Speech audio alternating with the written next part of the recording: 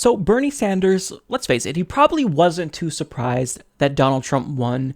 He knew that Donald Trump would be a disaster. He tried to warn Democrats and they didn't listen to him.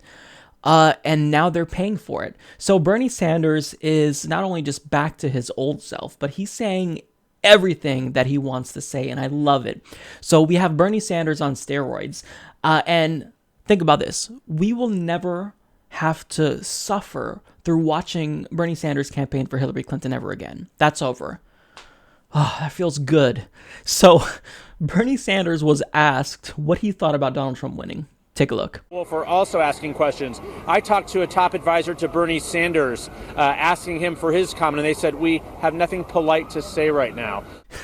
So, if I could be a fly on the wall in Bernie Sanders' house watching this election kind of crash down in front of the Democratic establishment, I would love to hear that, because he's saying exactly what we're all thinking, right? But he doesn't want to say it publicly because he probably has some pretty harsh words. And I'm just saying for myself, I think that it's probably good that I delayed this episode because I'm still pissed. I'm angry. I'm fired up, though, more than ever. So yeah, I probably don't have very much nice things to say as well. And I'm trying to be an adult here, but the truth is I'm pissed because the establishment ruined it for us. Now, more reaction to Donald Trump's victory. So Bernie Sanders called it an embarrassment for the country, and he told the Associated Press there was a lack of enthusiasm among Democrats and people just did not come out to vote. Now, he also offered this warning to Donald Trump. Bernie Sanders will oppose any attempt to pursue racist, sexist, xenophobic, and anti-environment policies. Absolutely. And if the Democrats really do want to win, they're going to have to look to him for leadership because he's the only one with his finger on the pulse of America.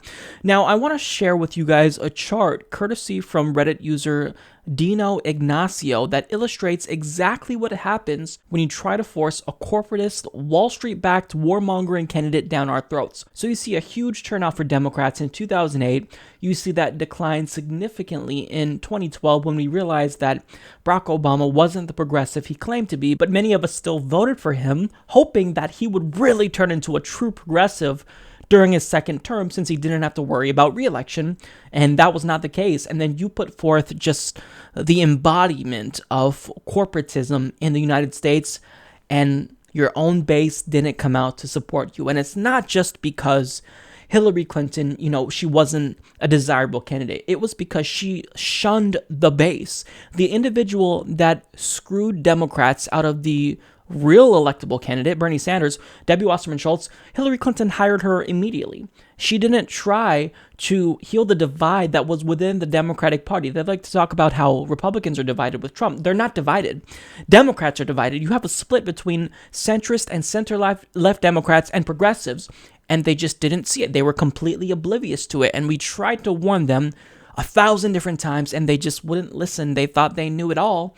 And it is biting them in the ass so hard.